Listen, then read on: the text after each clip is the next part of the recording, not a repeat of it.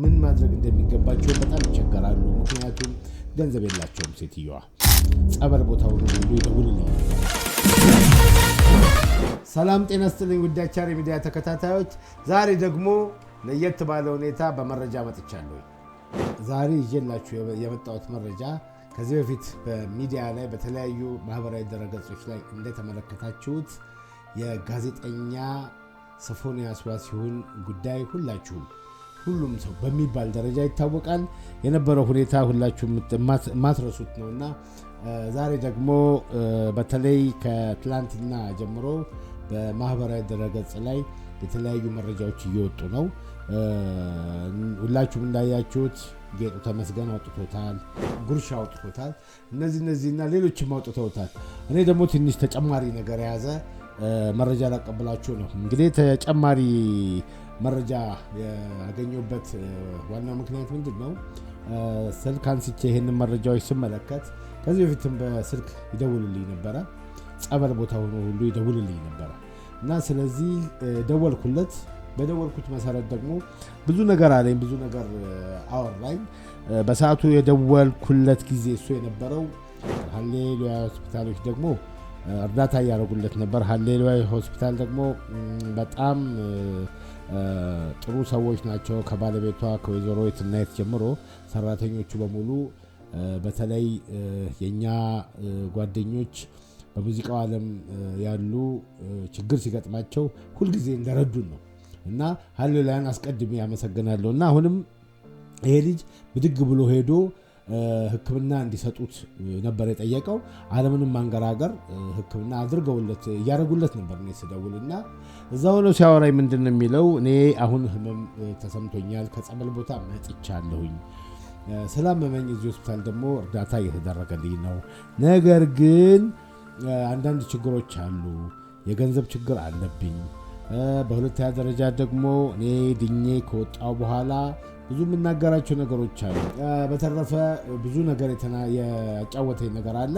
ለማንኛውም ግን እኔም ከምዘረዝረው እሱን ተከታትለን እንመለስ እስኪ። ሄሎ አቻ ሶፊ፣ ሕክምና ላይ ደህና ነኝ አሁን። አይ ጥሩ ነው። እና ሃሌሉያ ነው ያለው? አዎ ላገናኛችሁ። አይ ተው በቃ የኔ ያልከኝን ህብረተሰቡ ይቅርታ የጠየቀውንም እንትን ብያለሁ። እኔም እየሰራሁት ነው።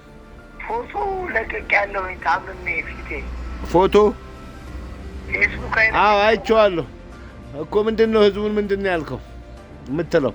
ሃሌሉያ ነኝ፣ ይቅር በሉኝ፣ በድያለሁ፣ እኔ አንገታችሁን አስደፍቻለሁ፣ ይቅር በሉኝ፣ በእግዚአብሔር እጅ ተያዝኩኝ ነኝ። አሁን ለሕክምና ለመድኃኒት መግዣም የለኝም ብር። እሺ ብር የለህም? ብር እንዲያግዙ ትፈልጋለህ ህብረተሰቡ?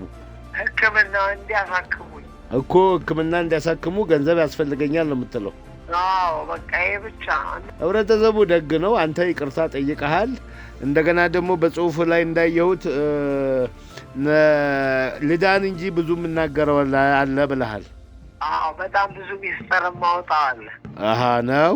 ጥሩ፣ በጣም ጥሩ። እንግዲህ ሚስጥሩንም አንተ ደህናውን መጀመሪያ፣ ከዛ በኋላ የኢትዮጵያን ህዝብ ከጠየቅ ይሄ አንተን እንትን ያለበት ምክንያት ህዝቡ ትንሽ የተቆጣ መሆኑን አንተም ተረድተሃል ማለት ነው። አዎ በቃ ይቅርታ ጠይቀሃል።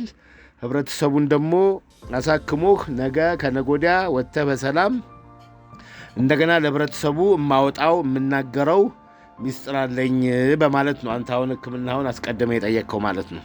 አዎ ከፍቃዱ ጋርም ታርቀናል። ከፍሬዘር ፍቃዱ ጋር። ፍሬዘር ፍቃዱ የትኛው ነው? ይሄ የናዝሬቱ አዎ አሁን እሱም የእርዳታ ሊያሰባስብ እየተሯሯጠ ነው። ጥሩ ነው። እንግዲህ እርዳታ የሚሰባሰብበትን መንገድ በትክክል ስርዓት ያለው መሆን አለበት። ሶፊ፣ በአንተ ስም ሌላም እንዳይነገድ መጠንቀቅ ያስፈልጋል። አካውንትም ከተባለ ወይ የማዘር ነው ማድረግ። እንግዲህ እንደሰማችሁት ነው፣ ሶፎንያስ የሚለው እንደሰማችሁ ነው። ስለዚህ በተለይ ደግሞ ገንዘብ ድጋፍ እንደሚያስፈልገው ስረዳ ግን ያደረኩት ምንድነው እሱም ህመም ላይ ስለሆነና ብዙም ስላላመንኩበት የሱን አካውንት ከማስቀመጥ የእናቱ ይሻላል ብዬ ወደ እናቱ ጋር ደወልኩኝና የእናትየውን ፈቃደኝነትም ጠየቅኩኝ። አካውንታቸውን መቀመጥ እንዳለበት እሳቸውም አምነው አካውንታቸውን ሰጥተውኛል።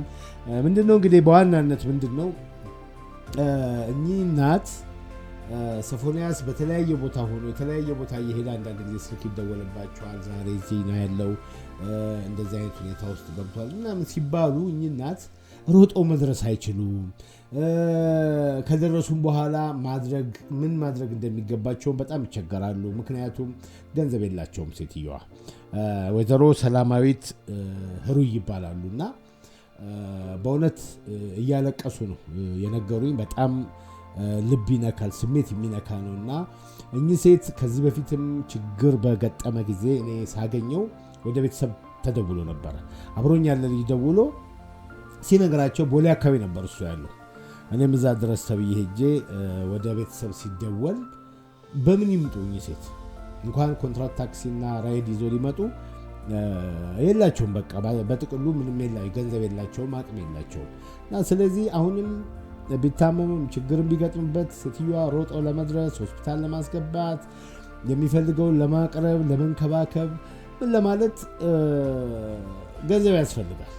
እና ስለዚህ እሳቸው በጣም መረዳት ያለባቸው ሰው ስለሆኑ የእሳቸው መረዳት ደግሞ ሶፎንያስን ማገዝ ነው። ሶፎንያስ ደግሞ ይኸው እንደሰማችሁት ኢትዮጵያን ሕዝብ ከዚህ በፊት የተፈጠረው ነገር በሙሉ ስህተት መሆኑን አምኖ ይቅርታ ጠይቋል። ወደፊት ደግሞ እናገራለሁ ያለውን ነገር ይኸው ከአንደበቱ ሰምታችኋል። እንግዲህ ሶፎንያስን ወደ ቀደመ ህይወቱ ለማስገባት የኢትዮጵያ ሕዝብ የተለመደውን ነገር ያደርጋል ብዬ አስባለሁ። እናትየውንም ከዚህ ጭንቅ ከዚህ ውጥረት እናወጣቸዋለን ብዬ አስባለሁና ኢትዮጵያ ሕዝብ በጣም ደግ ነው። ገንዘብ ያለው በገንዘቡ፣ አለበለዛ ደግሞ የኢትዮጵያ እናቶች ሁሉም ሰው በጸሎት ሙስሊሙም ክርስቲያኑም ሁሉም በጸሎት ከጎኑ እንዲቆም እኛም እንጠይቃለን። ስለዚህ በሚቀጥለው ጊዜ ይሄ ልጅ ሶፎንያስ ወደ ጥሩ ሁኔታ ውስጥ ገብቶ ተመልሰን ሌላ መረጃ፣ ጥሩ መረጃ፣ በጎ መረጃ እናቀርባለን ብዬ አስባለሁ። አመሰግናለሁ።